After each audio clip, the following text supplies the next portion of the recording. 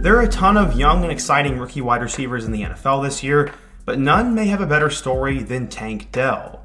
Going back in time, no school wanted him. He was a 2-star recruit, and twice during the recruiting process, he tried to commit, but later had his offer pulled because they didn't believe he was good enough to play. After playing in the FCS and JUCO world, he ended up becoming a superstar at Houston and is now the rookie wide receiver to go alongside with CJ Stroud. So far, the two have had a great connection, and Dell looks like one of the most promising young playmakers in the league. In today's video, I want to introduce you to who Dell is. We're going to go through his crazy story from 2-star recruit to big-time draft pick and talk about why he has so much hype. But before we get started, quickly be sure to leave a like if you want to support today's video, subscribe if you're new and love college football content, and let me know what player, team, topic, or situation I could cover next. Now, let's get started and talk about Tank Dell. Going back in time, Nathan grew up in the Sunshine State, and he had a controversial take growing up. He said, quote, "I actually try to tell him that Florida football is way better than Texas football. While I do think the Georgia-Florida area is definitely littered with talent and at times produces more NFL talent, I think high school football is still a bigger deal down in Texas." But that's a controversial take in itself. Many refer to Nathaniel as Tank, and that's probably what you'll hear him called on Sundays this year, but he is far away from a tank. Tank got his nickname back in the day, as his mom said when he was a baby, he had a large head. Apparently that is why he goes by Tank, and as a kid, he was always super athletic and loved the game of football and had one dream. He said he wanted to play college football and eventually make it to the NFL. In order to make it to the NFL, you typically have to play for a bigger school, but with him being short and skinny, it was going to be difficult. He looked up to NFL receivers such as Tavon Austin and DeAnthony Thomas because he saw himself in both of those players.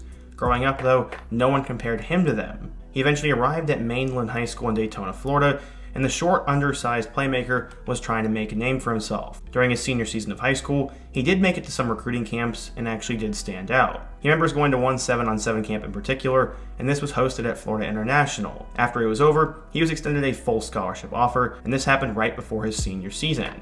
He said, quote, "That was my first offer. I cried about that because, I went through a lot." As his final season of high school went on, the communication between him and FIU stopped, not because of a lack of effort on his part, but eventually, he took the hint that they had dropped the offer.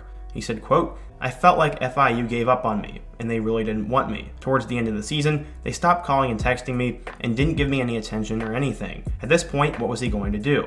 Well, he used a connection. Him and his high school teammate Brian Jenkins would end up going to Alabama A&M. That's an HBCU program, as his friend's father was a running backs coach there. But Dell told himself that wouldn't be for long. He said, quote, "When I first got there, I told myself I'm going to go to JUCO after the semester. I know I can go bigger. Nothing against Alabama A&M, but they are not the pipeline to getting you to the NFL. That is where he wanted to end up, and he said, quote, "I know God's got me. I'm trying to go wherever I can play immediately, make an impact, get scouted, and go on to the NFL." It's good to have high dreams for yourself, but 24/7 Sports did not agree with him. According to their database, he was only a 2-star recruit, the number 421 receiver, and the 2,891st best player in the class of 2018. So, how did he do down in Alabama? Well, let's take a look. So when he arrived at Alabama A&M, Dell had a decent amount of hype, and despite getting injured for the first month, had a decent year. He ended up catching 12 passes for 364 yards and had 3 touchdowns along the way. He's one of the top freshmen at his level, and because of that, he made good on his promise to try and make it back to the top. He ended up going the JUCO route after the 2018 season, and eventually settled on Independence Community College. They're better known for the Netflix show Last Chance U, and at first when he got there, he was doubted. Eventually he would stand out, as their head coach said, quote, "After he gets the ball, he can make things happen. You can tell he's been coached, especially with his route running skills, and he's an elite football player." But Dell still had dreams of playing football in his home state of Florida, so when USF opened a summer camp for JUCO players, he was one of the first people there. He still had one more year at Independence, but USF liked what they saw and kept in contact with him. In his first game at the JUCO level, he went off. He had 6 catches for 148 yards and 3 touchdowns, and calls and texts from the USF staff continued. He also got more interest from other schools, and because he wanted to be back in Florida, he decided he wanted to commit to USF. He was actually going to commit on his birthday, and it was going to be a really special day for him. But unfortunately, he'd be hit with another roadblock. As he tried to commit, they once again ghosted him, and USF was not happening. From there, he got guided a different direction and decided to take an offer from Dana Holgorsen and the Houston Cougars instead.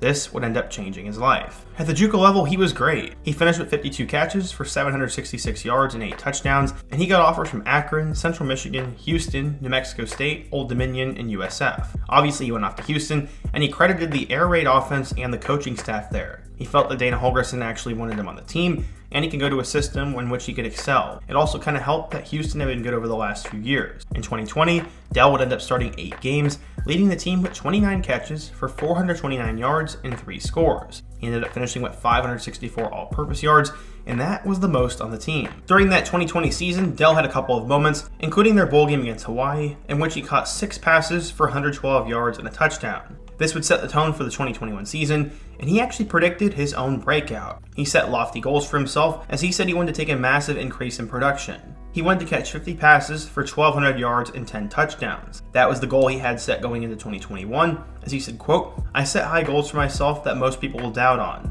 but I set them for myself so I can attack them every day and help myself get better, and help the younger guys get better and push my teammates." How did he end up doing in 2021? Well, he actually did exactly what he thought he would.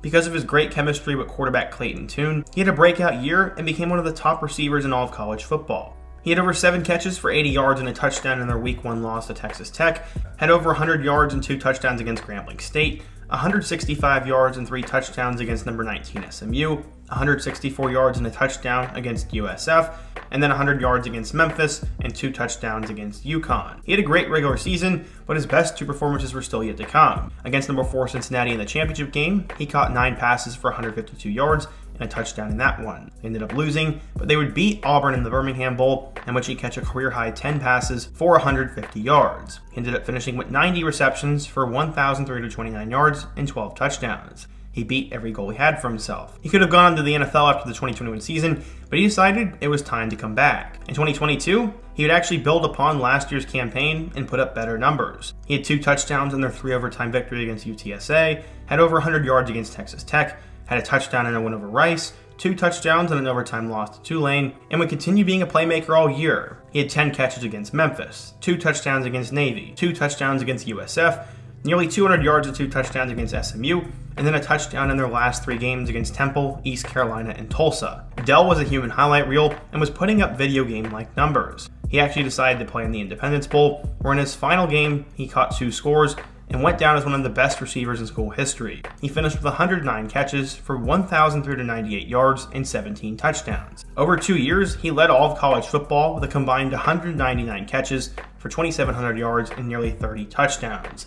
He also returned kicks, and he said for any NFL team that drafted him, they could expect some excitement. "I'm going to give them everything I got," he said. He's the only pass catcher in Houston history to have 2 1,300-yard seasons, and his 2022 season was the best ever in Cougars history. He became one of the top wide receivers in the nation, but never forgot where he came from. Those days when he was in JUCO, not eating and sleeping on a twin-sized bed, he'll remember that as he goes into the NFL. While Dell's numbers should make him a first-round pick, his size was going to come back to bite him. One NFL scout noted he lacked ideal size, but said, quote, "His game was all about speed and the ability to make plays. I don't doubt Tank's ability or his heart, and he has what it takes to be an NFL receiver." Before he was drafted, Dell actually got in touch with CJ Stroud, who was recently taken by the Texans, and told him he wanted to be his guy. Tank would end up getting drafted with the 69th overall pick in the 3rd round and would go to the Houston Texans. Not far from where he was before. So far with the Texans, we've heard a lot of good news about Tank, as he's quickly become one of the best receivers for CJ Stroud, and so far has 5 catches for 65 yards and a touchdown. He's a jitterbug on offense, someone who works hard, has the ability to take the ball to the end zone every time he touches it,